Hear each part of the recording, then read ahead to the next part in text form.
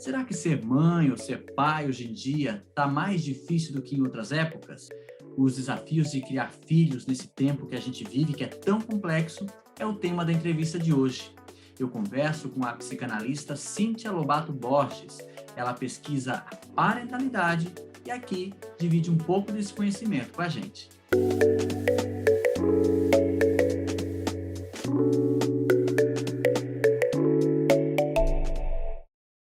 Oi, Cíntia, tudo bem? Quero começar Olá. te agradecendo por essa oportunidade de bater esse papo sobre esse tema tão importante, né, que é criar, educar filhos nesse tempo tão complexo. Eu quero começar apresentando você, né, para as pessoas que nos assistem, te conhecerem um pouco melhor, saber por que você está falando sobre esse tema aqui comigo hoje, né?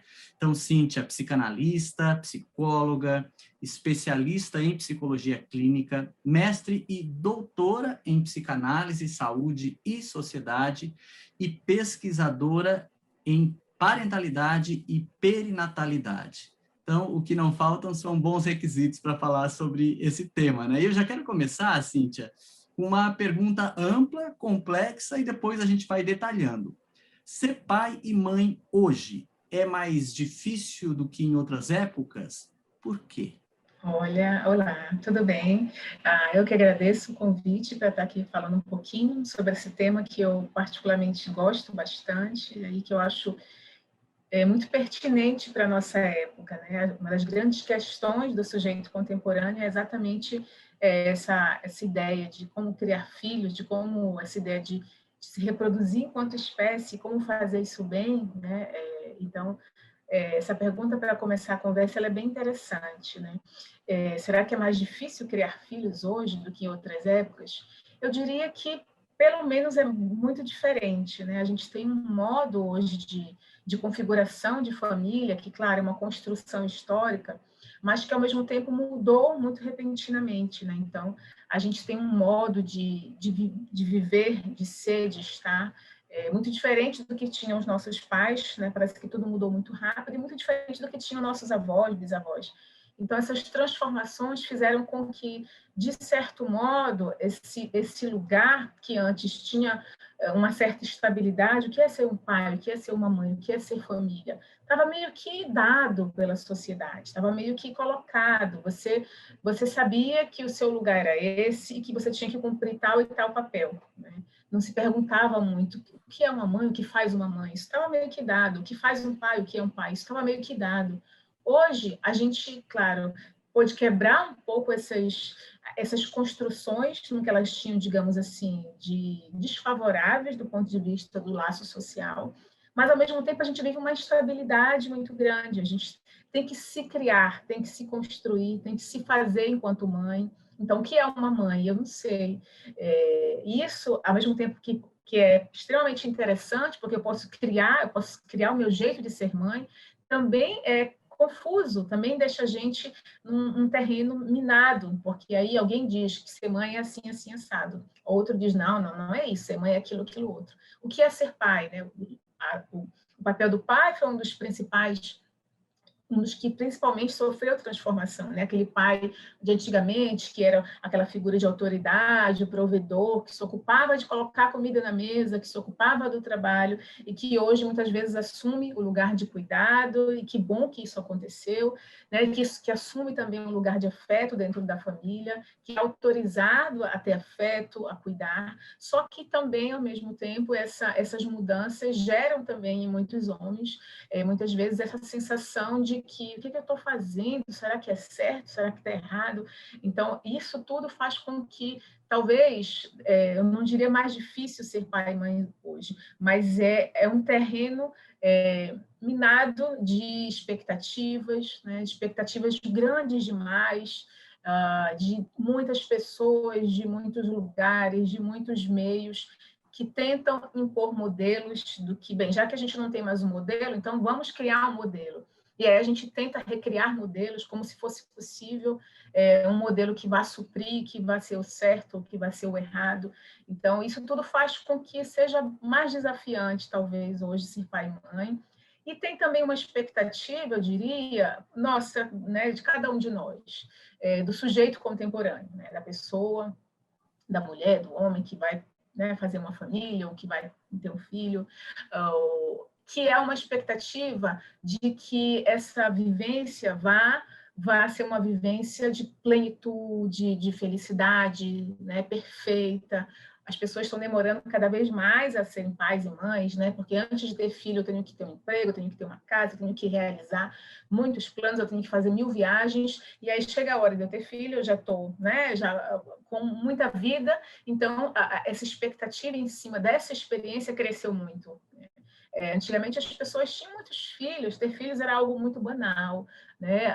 Comparado com o que é hoje. As pessoas têm poucos filhos, então a expectativa em cima dessa experiência de ter filhos, ela aumenta enormemente. E aí tudo aquilo que a gente coloca muita expectativa, também muitas vezes é o lugar onde a gente vai também encontrar muita frustração. E aí essa frustração se transforma em dificuldade, muitas vezes se transforma em processos mesmo de adoecimento psíquico, não só dos sujeitos envolvidos, né, mas da própria sociedade, uma sociedade que tem dificuldade de lidar com as questões próprias desse momento dentro da parentalidade.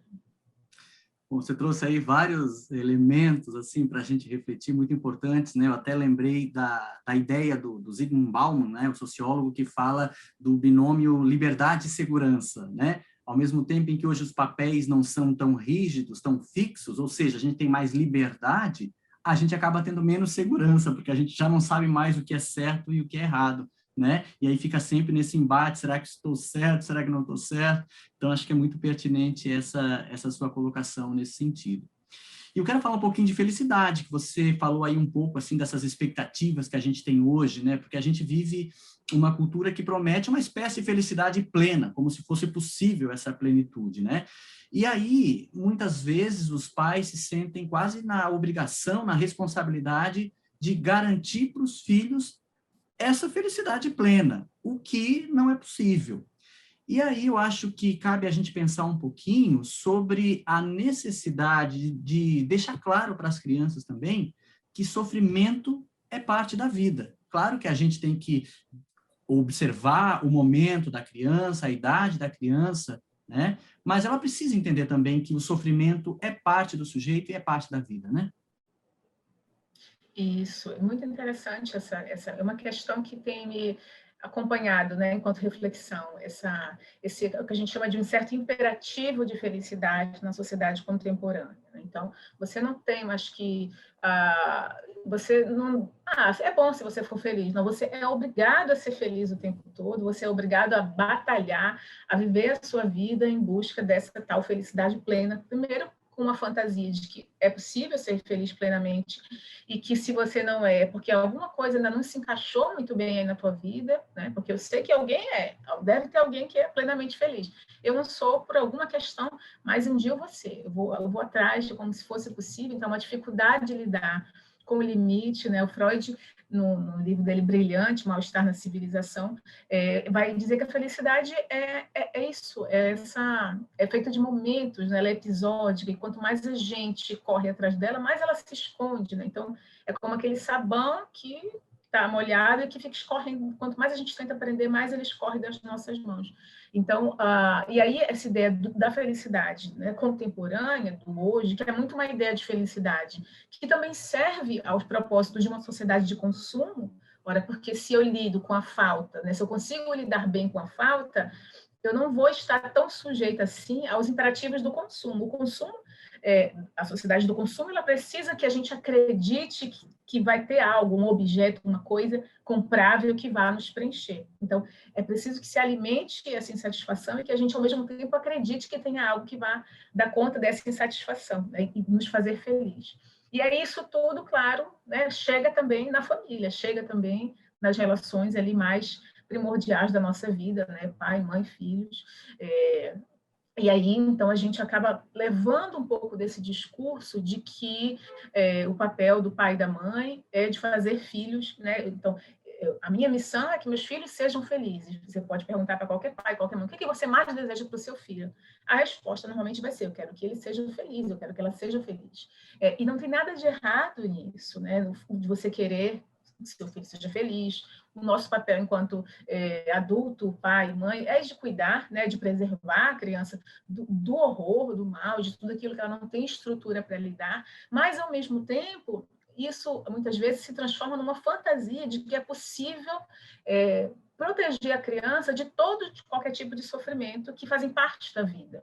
Então, se a gente pensar, por exemplo, no que a gente vive hoje, que é uma pandemia com consequências terríveis, difíceis, nefastas, né, para milhões de pessoas no mundo, para milhares de pessoas, como é que a gente vai proteger os nossos filhos de uma realidade tão difícil? Não tem como. A gente pode protegê-los, né, cuidando para que eles não se contaminem, enfim, mas protegê-los deste clima, né, protegê-los da experiência de estar vivenciando no mundo onde isso está acontecendo, não é possível, né? Então, a gente precisa perder um pouco essa ilusão de que é possível uma vida sem os sentimentos negativos, né? Sem o sofrimento, sem a dor, sem o medo, sem a ansiedade, sem os receios, sem as angústias. Não é possível, né? Nós, enquanto adultos, sabemos disso. A gente tenta fugir, mas a gente sabe que, em algum momento, esses sentimentos vão atingir a gente. Por que a gente cria essa fantasia em cima das crianças, de que a gente também pode protegê-las disso? Na verdade, a ideia é que, quanto mais a gente possa ensiná-las, e isso não com palavras, mas transmitindo com a nossa vida, com o nosso modo de enfrentar esses sentimentos, a gente vai ajudá-las no momento em que elas efetivamente precisarem lidar com situações difíceis na vida. Então, o modo como a gente também vai lidar com as situações difíceis, com o sofrimento, com a dor, com a angústia, é também o modo como a gente vai transmitir isso para as crianças que estão ao nosso redor, os nossos filhos, né, as crianças que estão circulando a nossa história. Então, não adianta a gente querer investir na fantasia de que é possível. Eu tive sofrimentos na minha vida, na minha infância, não foi perfeito, aconteceu isso, aconteceu aquilo outro, fiquei traumatizado, não quero que isso se repita. Esse é um desejo, eu diria que é um desejo normal, né? Que a gente possa criar filhos que não tenham experiências negativas que a gente tem. Isso, porém, não pode se transformar numa expectativa de que eles não tenham experiências ruins também, porque eles talvez não vão ter as que eu tive, mas eles terão outras, né? E isso vai fazer deles sujeitos normais, né? Que digamos assim, aprendem, né? E isso começa muito cedo, a lidar com as frustrações, a lidar com o sofrimento. Olha, se ele não aprender quando ele está ali, né, junto com os seus, dentro no seio da família, quando ele vai aprender a lidar com o sofrimento, né? Quando ele vai aprender a lidar com a angústia? Quando ele vai aprender a lidar com o medo, com a ansiedade? Ele vai aprender exatamente olhando, né, o modo como a gente enfrenta isso tudo. Então, eu diria que o caminho, verdade, é o oposto, né? É a gente poder pensar numa felicidade feita, né, dessas coisas simples do dia a dia e que é perpassada, como a gente experimenta no nosso dia a dia, por outros momentos, né? Não é uma coisa linear, é uma coisa que é assim, é ir e vir, né? Vai e volta, e que quando a gente menos espera, acontece, né? Então, eu acho que isso é uma coisa que é interessante a gente pensar. Perfeito. E tem um aspecto também, né, que muitas vezes, com essa ânsia de fazer com que a criança tenha o máximo de felicidade, bem entre aspas, os pais acabam enchendo essa criança, seja ela de tarefa, seja ela de brinquedo, né, e de alguma maneira não deixa para ela um certo lugar de falta. Fala um pouquinho sobre a importância desse lugar de faltar algo para uma criança, porque a partir daí é que ela busca, né? Isso é muito interessante, isso é muito comum a gente ver no discurso dos pais, e isso se transforma, muitas vezes, naquilo que a criança fala, né? Como se a gente vê pequenos mini futuros executivos circulando entre a gente, muitas vezes. Especialmente se você for, por exemplo, numa escola, né, de crianças pequenas de classe média alta, né, como isso circula. E eu lembro, falando um pouco sobre isso, eu lembro muito do Ehrenberg, que é um sociólogo francês que tem discutido muito uma coisa um tema que eu gosto bastante, que é a sociedade da performance. Né? Nós somos tomados por um discurso de performance, como se viver fosse performar. Né? Então, tudo é uma performance. Tanto performance no sentido de que é alguma coisa que eu faço para mostrar, né, para garantir o olhar do outro, como uma performance de alguma coisa que eu produzo, de produtividade. Né? Então, eu preciso performar em todos os campos da minha vida, no trabalho, na minha vida sexual, na minha vida familiar.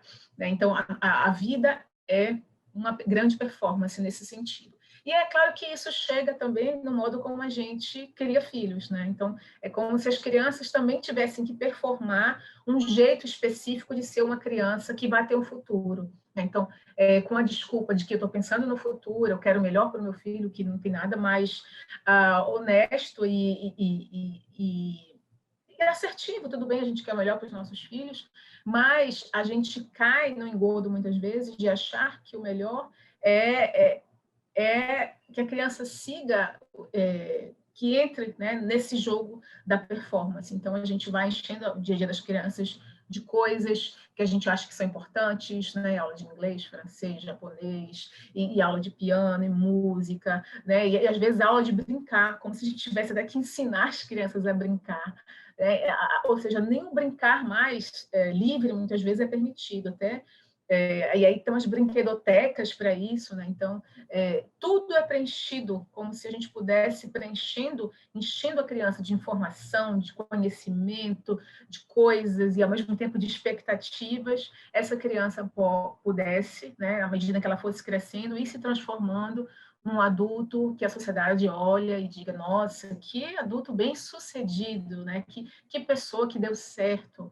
E aí a gente deixa pouquíssimo espaço para isso que você chamou de falta, né? Que é essa coisa, esse espaço, essa folga entre aquilo que a gente imagina e aquilo que efetivamente é, aquilo que a gente deseja e aquilo que a gente tem efetivamente. Né? Então, sobra pouco espaço para falta, portanto, sobra pouco espaço para criar, né? Tanto para o sujeito se criar, ou seja, aquele espaço de silêncio ali, o espaço da brincadeira livre, o espaço do pensamento, da imaginação, do tédio, de não ter nada para fazer, o espaço entre uma atividade e outra, né, onde a criança vai poder pensar, criar, inventar. Isso tudo hoje, na verdade, faz falta. E eu acho que a pandemia também veio mostrar um pouco isso, né? Como a gente tem dificuldade de lidar com a falta, com o vazio, com não ter nada para fazer, porque a gente efetivamente foi jogado numa situação, né, onde a gente, às vezes, não tem como sair de casa, não tem nada para fazer, não pode descer para o parquinho, não pode ir na aula tal, não pode ir na aula Y, e aí a gente é obrigado a lidar com esse nada, com esse vazio. E a partir daí, se a criança não tem ferramentas para lidar com esse nada, com esse vazio, para criar em cima disso, vai ser muito difícil, né? Então, na verdade, eu acho que um grande desafio, né, dos pais no contemporâneo é permitir que sobre esses espaços, né? Que a criança lide com a falta, que lide com aquilo que não vai tão bem, ou aquilo que não está de acordo com o que deveria ser. O que eu iria complementar é que quando essa criança ela acaba sendo sobrecarregada de uma certa maneira com tudo isso, ela acaba executando e sendo aquilo que o outro quer que ela seja, e não que ela como sujeito escolhe ser, né? Então acaba sendo uma criança extremamente dirigida sobre o que fazer da vida em todos os momentos e sem escolha, sem alternativa. E o outro lado é aquela criança que talvez não desempenhe conforme essa super expectativa, e aí acontece o que a gente observa aí tanto, que excesso de diagnósticos diversos e até medicalização, quando, na verdade, é apenas uma criança que não é aquele padrão que a alta expectativa depositou, né? Isso é muito interessante. O super-eu contemporâneo, ele é muito feroz, ele é muito feroz em todos os sentidos, ele é feroz com todos nós, ou seja, a gente tem que performar e tem que ser bom em tudo, a expectativa é que é rendimento máximo, é felicidade máxima, prazer máximo, né? tristeza zero, tudo máximo. E aí isso também chegou na infância de um modo assim arrasador. Então, há uma expectativa, né, de que a criança corresponda a determinados padrões de conhecimento. Então, o meu filho andou com tantos meses, nem esperou um ano para andar. Não, mas o meu filho foi demais. Com 9 meses ele já falava 5 palavrinhas, né? Então, a gente vai baixando e chegando cada vez mais cedo a uma expectativa em cima do que o sujeito tem que ser, do que ele deve ser, e aí a gente deixa pouco espaço para isso que você falou, que é para o sujeito ir se constituindo e se criando, né? e se fazendo. Quando o superior ele é muito feroz, ele dá pouca folga, pouco espaço para o sujeito e criando o próprio modo dele de ser, né? de sentir. Ele está sempre, então, com uma vida como se tivesse que corresponder o tempo todo às expectativas do outro. E aí, como ele não vai conseguir, porque ninguém consegue corresponder completamente à expectativa do outro, ele vai começar a ter sentimentos de culpa, de frustrações, e muitas vezes vai entrar nessa ciranda que a gente fala de uma certa psiquiatrização da vida. É como se todas as questões, as faltas, os problemas, as angústias fossem problemas psiquiátricos, né? Isso tem chegado à infância, né? É uma questão que tem sido muito discutida aí dentro da psicanálise infantil, dentro da própria psiquiatria infantil, o excesso de medicalização da infância, né? Então, quando a criança, né, como a expectativa em cima dela é muito grande, quando ela não consegue corresponder, quando ela tem um ritmo diferente das outras crianças, quando ela tem um comportamento diferente das outras crianças, ela começa a ser olhada como se ela estivesse fora de algum padrão, né? Então tem que existir um padrão, o padrão é alto, e aí a criança que não segue esse padrão acaba muitas vezes sendo taxada como uma criança que tem um problema psiquiátrico, um problema psicológico, é doente, tem que tomar alguma medicação, e isso, em alguns momentos, claro, pode até acontecer, mas muitas vezes isso é fruto mesmo de uma dificuldade do contemporâneo nossa, né, enquanto pais, enquanto sociedade, até enquanto especialistas de saúde infantil, de lidar com os limites, com a falta, com o que escapa, né, com o sofrimento que se transforma muitas vezes em atitudes, em comportamentos que a gente considera inadequados, e a gente tem dificuldade por essa aceleração do tempo mesmo, né, de prestar atenção no sujeito criança. A gente está olhando tanto para ele a partir do que a gente espera que ele reaja, que ele mostre, que quando ele mostra o que ele é, o que ele sente, a gente não consegue ver.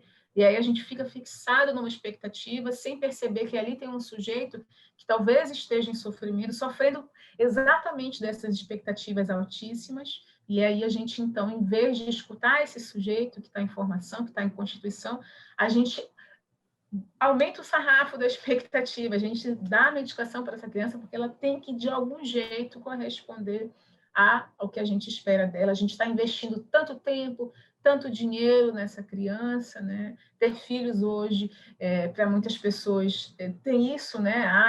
Filhos são investimentos, né? Eu só vou ter um filho porque eu só tenho dinheiro para bancar um filho. E aí esse discurso de que os filhos são investimentos, e aí quanto mais a gente investe também nos filhos, mais a gente espera que eles tenham um determinado tipo de comportamento, de reação, e que sejam determinadas coisas, dando pouco espaço para que o sujeito seja o que ele é. E aí, quando ele, às vezes, mostra o que ele é, muitas vezes isso escapa de modos que a gente não consegue entender, não consegue acolher e não consegue ajudar, né, esse sujeito que está ali em formação. Muito bem, é importante a gente lembrar que filho, entre aspas, não foi feito para atender a expectativa dos pais, né? Então a gente também tem que entender que o filho é o sujeito, seja ele semelhante ou parecido com o que eu sonhei ou não, né? Agora você também trouxe um tema aí que eu quero falar, que é a culpa. Mas vamos falar da culpa dos pais, assim, é muito comum a gente ouvir, né, discursos de pais e mães que se sentem culpados, porque esse exercício de parentalidade, ele vem muito carregado dessa culpa, no sentido de que muitos pais acham que o sofrimento atual ou um sofrimento futuro que a criança venha a ter é como se fosse resultado de uma educação insuficiente, é como se o pai ou a mãe não soube preparar aquela criança para a vida. como lidar com essa culpa? Existe alguma maneira? Eu acho que a culpa, Fábio, vem muito também dessa expectativa, né? A gente acha, então, bem, eu trouxe essa criança ao mundo, né? Ou eu adotei esta criança como minha filha, meu filho, somos todos adotados, de certo modo. A culpa vem um pouco dessa pretensão, né, de que a gente vai dar conta de tudo, dessa pretensão de que a minha missão é fazer essa criança feliz, enquanto pai, enquanto mãe. E aí, quando eu me vejo, muitas vezes, tendo que lidar com os sofrimentos advindos da vida, né, de qualquer pessoa, inclusive da vida da criança, eu começo a me culpar como se aquele sofrimento não tivesse que fazer parte da vida, como se aquela angústia que a criança experimenta, como se o próprio adoecimento que muitas vezes acontece, como se tudo fosse culpa minha, já que a minha grande missão, né, a minha espada que está, né, ali, a espada que está sobre a minha cabeça é uma espada muito muito presente e muito ameaçadora. Né? Então, a culpa vem primeiro dessa pretensão de que a gente tem que dar conta de tudo, tem que fazer essas crianças felizes, e aí quando alguma coisa escapa, e vai escapar sempre, eu fico achando, então, que eu estou fazendo alguma coisa errado, que sou eu que não dou conta, né? Que eu não estou sabendo ser uma boa mãe, um bom pai. Então, eu começo a achar que eu que estou errado, porque alguma coisa deu errado. Quando, na verdade, a própria vida se encarrega de fazer que as coisas deem errado, né? A própria vida se encarrega de estar frustrando a gente, de estar atravessando com seus acontecimentos, com as suas contingências. E a gente é um sujeito afetável, todos nós somos afetáveis, né? Basta estar vivo para ser afetado, né? A Lacan tem uma frase que eu gosto muito, que diz assim, viver é difícil, não tem cura para a vida, né? Então, a experiência de viver é uma experiência que inclui coisas muito boas e maravilhosas, né? Ouvir Caetano Veloso, ver um quadro de Van Gogh, ler uma poesia, né, do Vinícius de Moraes, mas inclui coisas difíceis, que é lidar com a dor, com a morte, com a perda, com os nossos medos, lidar com a violência, lidar com o horror. Então, a vida inclui isso tudo. E aí, quando a gente tem a pretensão de querer livrar os nossos filhos de tudo que é isso que a vida inclui, a gente se sente culpado quando essas coisas se impõem. Então, acho que uma parte da culpa vem disso aí, dessa expectativa alta que a gente tem sobre a gente mesmo. E uma outra parte da culpa também vem muito, eu acho que de uma experiência de uma certa fantasia que a gente tem narcísica também, de que um filho é aquele que vai ser a cura, quer dizer, o filho vai ser a cura para os meus traumas, para o que não deu certo na minha infância, para o que foi difícil. E muitas vezes a gente vê essas coisas se repetindo, né, com os filhos, e a gente começa a se sentir culpado. Caramba, eu não queria que isso acontecesse com ele, porque eu me lembro que quando aconteceu comigo na minha infância, isso me doeu. Né? E a gente não se dá conta, muitas vezes, de que a gente não está no controle, né, do que vai acontecer. A gente, muitas vezes, sem se dar conta, repete sentimentos, repete situações que a gente viveu na nossa infância. E, muitas vezes, isso são coisas que a gente não tem, né, que são inevitáveis, que estão, né, a gente não tem percepção. Então, essa fantasia narcísica também, de que os filhos são a nossa oportunidade de fazer tudo diferente, né, da gente recomeçar, de ser uma Cíntia completamente nova, a partir da minha experiência enquanto mãe, ou da experiência de criar uma criança, e que eu vou eliminar, né, o meu passado, a minha história, os meus traumas, e vai ser tudo diferente. Quando eu vejo muitas vezes que as coisas desandam e que nem sempre isso é possível, aí muitas vezes a culpa também vem disso, né? Então, eu diria talvez para pais e mães, né, que lidam com esse sentimento, a primeira coisa é baixa a tua bola, né? Vamos baixar a nossa bola. Ó, a gente não é essa Coca-Cola toda, a gente não tem esse poder todo, né, de dar conta de tudo, de livrar os nossos filhos de tudo que a gente gostaria de livrar, e a gente não tem também esse poder todo de transformar a vida dos nossos filhos num paraíso, porque ele está vivo também, igual a gente, e está vivo é isso, não tem cura, tem coisas boas, maravilhosas e coisas difíceis,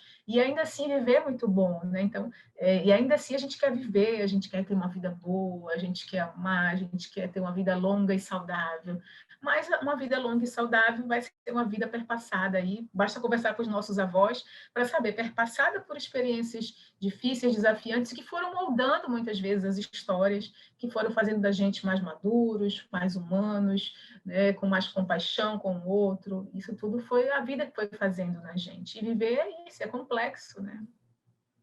Exatamente, exatamente. Muito bom. Quero pular para um outro assunto agora, que é muito do nosso tempo, que é a virtualidade, né? Hoje, mais do que qualquer outro tempo, as crianças têm acesso a muitas telas, a muita informação. E aí a pergunta que fica é: precisamos sair mais dessas telas e viver o mundo real? Ou as telas são o mundo real das crianças do nosso tempo? Pois é, isso é uma coisa que eu tenho pensado bastante também, né, por também compartilhar um pouco dessa realidade. E agora eu acho que muitos de nós estamos, né, por conta da pandemia, mais ligados em tela do que qualquer outro momento da nossa história. Então, trabalhamos diante do computador, nos reunimos diante do computador, festejamos aniversário, algumas pessoas até fazem sexo diante do computador. Então, a nossa vida é uma vida hoje basicamente virtual, né? E aí isso, claro, tem impacto e leva a gente a pensar, né? As crianças da nossa época, de hoje, elas nasceram dentro de um mundo virtual, um mundo muito diferente do nosso, né? A gente, pelo menos eu, não sei você, Fábio, é bem mais jovem do que eu, mas a gente está tateando, a gente foi introduzido né, nesse mundo. As crianças, elas não foram introduzidas, né? Elas já nasceram. Eu lembro de uma amiga que estava um dia desse no almoço, um tempo atrás, um pouquinho antes da pandemia. Não, já foi na pandemia, mas foi logo no início. Ela estava no almoço com o marido dela e num restaurante ela recebeu um link no celular. Entra aí diz assim, entra aí nesse link porque está acontecendo agora o meu parto e quem entrar no link, poucas pessoas vão poder assistir. E era um link de uma amiga dela que estava tendo parto naquele momento, era um parto cesariano, então, portanto, foi agendado, mas que ela encaminhou esse link para algumas pessoas poderem assistir ao vivo o parto dela. E ela disse que estava almoçando ali no restaurante. Meu Deus, o que eu faço? Porque eu sei que ela mandou o link para mim, ela acha que isso é uma coisa importante, ela gostaria que eu estivesse assistindo. Mas eu estou no restaurante, no momento, né, público, eu não vou abrir aqui o link, como é que vai? E ela ficou numa saia justa e a gente riu dessa história. Disse, meu Deus, olha que coisa maluca, a gente essa criança que nasceu, esse bebê, já nasceu televisionado, já nasceu no mundo parte real, mas parte virtual, com outras pessoas virtualmente participando. Então, essa geração de agora é uma geração realmente diferente da nossa, né? Eles já nasceram dentro das telas. Então, a gente também não pode ter uma expectativa de que eles vão ter uma infância como a nossa, uma relação com o mundo virtual igual ao nosso. É tudo muito diferente. Vai ser melhor, vai ser pior? Não sei, né? Mas vai ser diferente. Isso tudo vai ser diferente. Tem profetas né, tecnológicos que dizem que isso vai ser alguma coisa que vai ser natural, a gente vai se adaptar, a gente vai continuar, né, vivendo a nossa vida humana com uma presença maior de telas, isso vai fazer parte da nossa vida. E tem profetas que são mais catastróficos, né? Que dizem que, caramba, isso vai eliminar muita coisa do humano que é cara a gente, sobretudo o toque, o afeto, né? Tudo isso vai ser eliminado. Eu não consigo me localizar muito bem entre os profetas mais otimistas ou pessimistas, eu fico circulando entre esses dois tipos de pensadores, mas eu acho que é uma coisa realmente inevitável, é uma coisa que eu acho que a gente ficar numa expectativa de que, mas a infância boa era a minha, né? A infância boa era quando a gente brincava de carrinho de rolimã, quando a gente brincava de elástico, de bonecas reais. Hoje as crianças brincam de boneca também, só que são bonecas virtuais. Elas criam animaizinhos de estimação que são animais virtuais dentro dos aplicativos, constroem casinhas, né? Dividem o seu...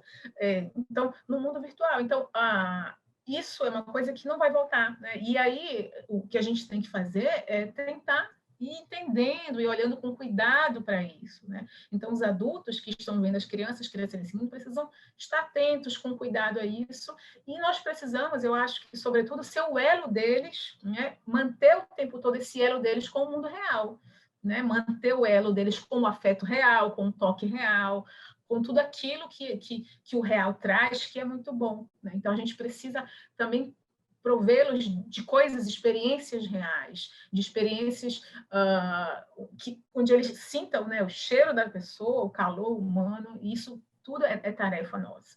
E tem também, claro, o excesso, né? Tudo que é em excesso é preocupante. Então, se o excesso, e aí a gente vai sentindo o que é excesso, né? Especialmente para uma criança, é muito fácil você, enquanto adulto ali, cuidador, perceber o quanto está demais, né, o excesso. É claro que a gente pode perceber, e até muitas vezes por um comodismo, por exemplo, como uma situação de pandemia, onde as crianças não têm muito espaço de circular fora de casa, acabam estando, né, ligadas num excesso maior ao mundo virtual. Mas eu acredito que quando a gente voltar, digamos assim, a uma realidade mais próxima do que a gente tinha antes, a gente vai conseguir, primeiro, perceber os efeitos disso, e, segundo, tentar restabelecer algum equilíbrio maior entre vida real e vida virtual. Hoje a gente está com uma prevalência da vida virtual para as crianças, como para os adultos também. É nosso dever estar atentos, é nosso dever também não criar expectativas de que eles, né, voltarão a ser como eu era quando criança, mas é também o nosso olhar, né, de cuidado e de atenção que vai ajudá-los a atravessar, né, esse momento de transformação social de um modo mais ou menos equilibrado, né? Perfeito, muito bem. Falando ainda do nosso contemporâneo, né, dessas diferenças, até porque nós falamos lá de outras gerações e como é educar filhos hoje. A gente percebe que também, mais frequentemente hoje, aparecem o que a gente poderia dizer de novos tipos de família, né? Temos mais mães, chefes de família, às vezes só o pai, relações homoafetivas. É possível que uma criança se desenvolva bem em qualquer um desses contextos e estruturas familiares? A criança, né, qualquer pessoa que chega ao mundo, né, e o ser humano, o sujeito humano, é um dos sujeitos que chega ao mundo de modo mais desamparado, né, entre os mamíferos, né, mais inacabado, mais necessitado. Não é à toa que a gente nasce gritando, né, chorando, com um grito de pelo amor de Deus, onde eu estou, me ajuda, né? Então, enquanto sujeito, todo ser humano vai precisar de ter alguém, um adulto, né, uma pessoa que se ocupe dele, que cuide, que proteja, que estabeleça um vínculo, né, um laço social de afeto. E isso não significa, isso não está dado por gênero nenhum. Então, a gente pode pensar que as famílias, né, dos mais diversos tipos, e hoje a gente tem essa multiplicidade de formações familiares, né, no Brasil, no mundo todo, né, famílias monoparentais, só com mãe, só com pai, famílias com casais homoafetivos, tem famílias que isso não está nem muito bem definido, né? Tem um termo que estão usando, mapá, né? Que são pessoas que muitas vezes se identificam tanto quanto mãe quanto pai, né? Mãe e pai. E coisas que a gente ainda nem conhece, né, que acontecerão, como, por exemplo, hoje, que ainda assusta muitas pessoas, né, quando a gente vê os casais transexuais, que muitas vezes aquele que gesta é aquele que é o homem trans, que tem um corpo biológico, né, capaz de gestar, porque tem útero, porque tem vagina, mas ele, então ele está grávido, seria um homem grávido, um homem trans grávido, e quando o bebê nasce, ele vai ser o quê? Vai ser mãe ou vai ser pai? Né? Essas novas configurações, às vezes, dão um certo nó na nossa cabeça, mas elas são, se a gente pensar que o que o sujeito precisa no seu processo inicial de constituição ali, nos tempos perinatais, né? É de um sujeito que se ocupe, que se responsabilize por cuidado, por afeto, por proteção e por limite, dentro daquilo que a gente pode chamar, que exerça uma função que não está ligada a gênero nenhum, mas que está ligada tem que ser uma pessoa, tá? Não pode ser, né, um chimpanzé, um urso, sendo uma pessoa humana.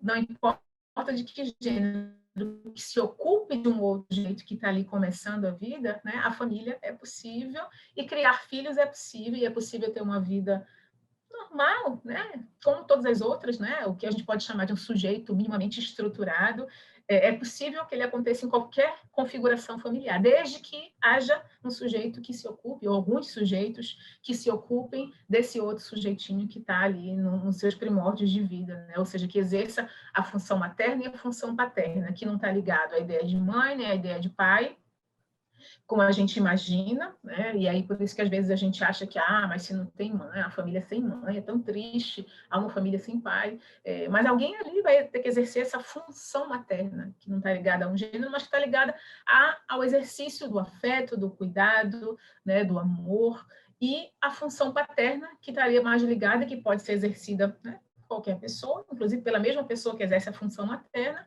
que seria aquela que introduziria os limites da lei, né, a separação, né, que faria o papel aí, digamos assim, de introduzir o sujeito, né, nos contornos dos limites do social. Então, desde que haja, então, dentro da Constituição, sujeitos que se ocupem deste outro sujeito, que possam exercer essas funções, esse sujeito vai ser um sujeito normal e problemático ao mesmo tempo como outro qualquer, Como né? qualquer Vivendo sujeito. as angústias e as maravilhas de estar vivo, né? Ótimo. Cíntia, o papo está ótimo, mas a gente já vai se encaminhando para o final. E como a gente abordou, né, todo esse assunto com base, né, na teoria da psicanálise, embora não tenhamos teorizado aqui, mas o fio condutor, né, desse ponto de vista de enxergar a parentalidade é a psicanálise, para fechar, eu queria te perguntar o que Freud ou Lacan diriam para um pai e para uma mãe que sofre as agruras da parentalidade? Olha, eu acho que eles primeiro assim iam dizer, sério que vocês estão com essas questões aí? Porque as questões que hoje a gente enfrenta, né, são tão diferentes do que eles enfrentavam. Na época, né, do Freud, que era uma sociedade mais vitoriana, mais rígida, e Lacan, que teorizou muito ali no momento de transformação da cultura francesa, onde estava em ebulição, os conceitos estavam sendo derrubados, então era muito mais aberto, né, ao novo, talvez, do que hoje a gente. Mas eu acho que, se eu pensar o que Freud diria, ele diria assim, olha, mamãe, não é tudo culpa sua, né? Mamãe, relaxa, né? Papai, olha, você não tem um jeito certo de ser pai, você vai ter que criar, né? Então, eu acho que eles convidariam os sujeitos, e eu faço coro com eles, né? A se permitirem criar uma experiência de maternidade, de paternidade, portanto, criar um jeito de exercer a parentalidade, que não vai ser o melhor jeito possível, que não vai ser o jeito perfeito, não vai ser talvez o que você imaginasse que deveria ser um jeito de ser mãe e pai.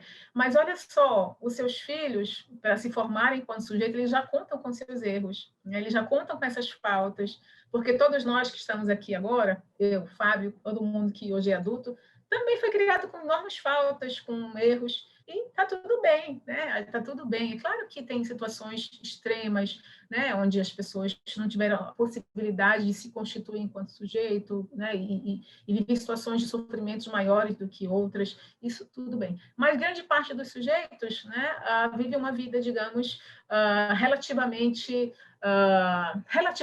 infeliz e relativamente feliz, né? Com as infelicidades normais de um sujeito normal no mundo contemporâneo. Então, eu acho que eles tranquilizariam os pais e mães, diriam assim, baixa a bola, né, diminui essas expectativas, cuida do afeto, né, cuida do laço, cuida de olhar, cuida de escutar, né? Eles foram dois grandes escutadores da humanidade. Freud foi um primeiro grande escutador aí do universo feminino, portanto, escutou algumas mulheres, né, e pôde perceber as angústias, especialmente naquela época, que estavam muito ligadas às questões da sexualidade das mulheres, mas então, acho que eles diriam também isso, escute mais, né?